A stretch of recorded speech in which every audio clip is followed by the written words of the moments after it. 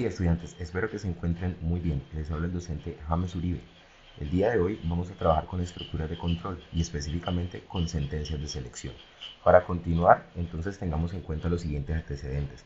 Los programas que hemos hecho hasta el momento obedecen a una estructura de control llamada estructura secuencial.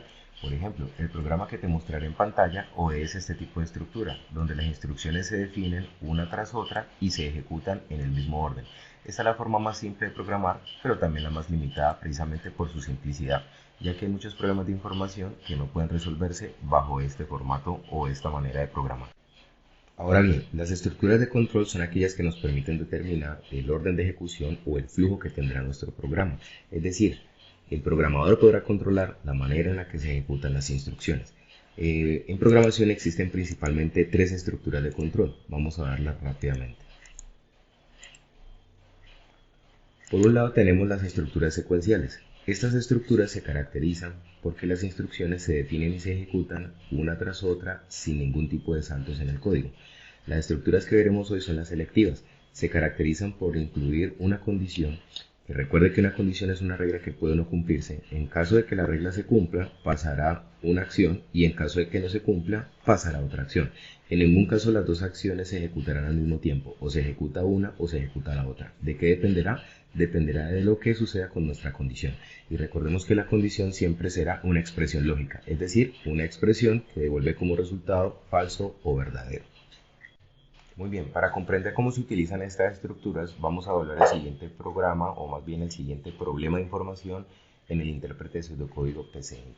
Tenemos entonces que vamos a diseñar un programa que capture dos números y que determine cuál es el mayor, el menor entre ambos o si son iguales. Para ello entonces, como me piden capturar dos números, he creado dos variables, a una la he llamado A y a otra la he llamado B.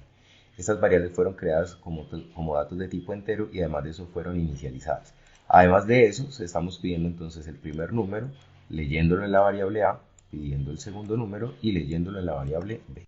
Antes de continuar, recuerda que siempre es recomendable hacer un análisis del problema. De acuerdo al asunto que tenemos, entonces nuestras entradas son dos variables, la variable A de tipo entero y la variable B también de tipo entero. Ahora, si evaluamos todas las posibilidades, este programa nos da tres salidas.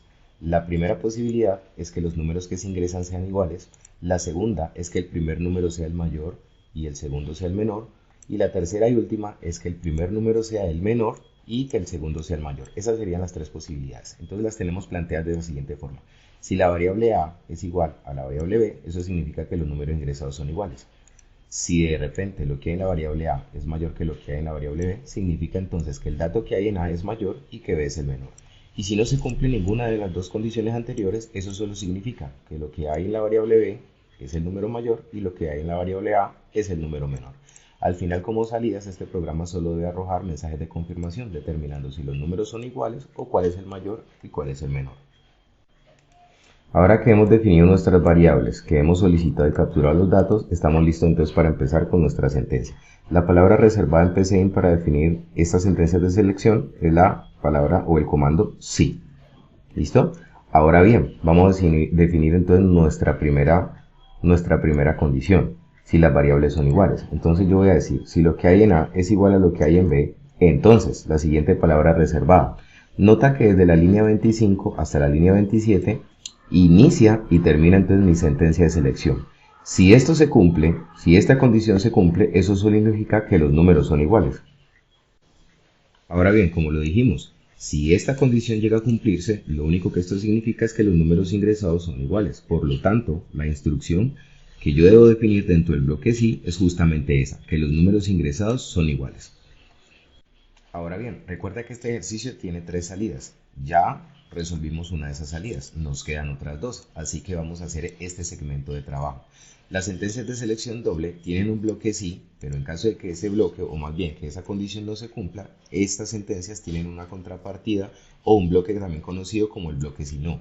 En ninguna circunstancia el bloque si no lleva condición, y a través del bloque si no vamos a evacuar entonces las otras dos posibilidades que tenemos, que serían estas, que A sea mayor que B o que B sea mayor que A.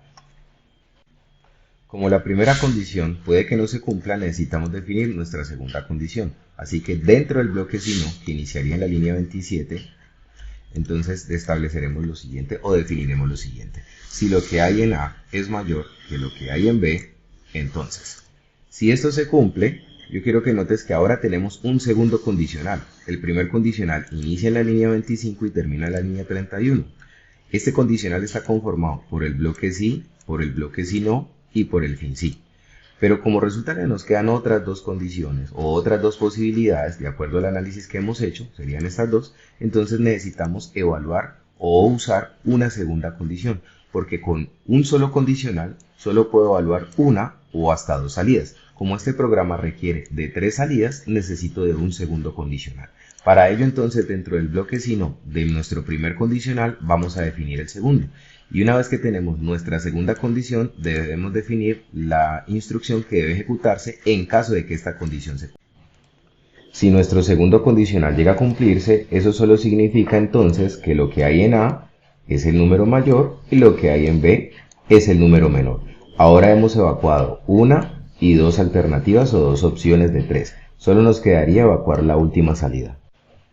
Para nuestra última salida, entonces de nuevo vamos a usar un bloque si no. Entonces en nuestro segundo condicional vamos a usar el bloque si no y recuerda, los bloques si no jamás llevan condición. Ahora bien, si evaluamos entonces nuestro análisis, si no se dio la primera condición y tampoco se dio la segunda, tiene que ser la última. Por ese motivo entonces en nuestro bloque si no vamos a colocar la última de nuestras posibilidades, que sería en este caso que lo que hay en B es el número mayor y lo que hay en A es el número menor. Y allí habremos terminado nuestro programa. Tenemos nuestras sentencias de selección anidadas. Anidadas significa que están combinadas. Tenemos una sentencia principal que inicia en la línea 25 y termina en la línea 33.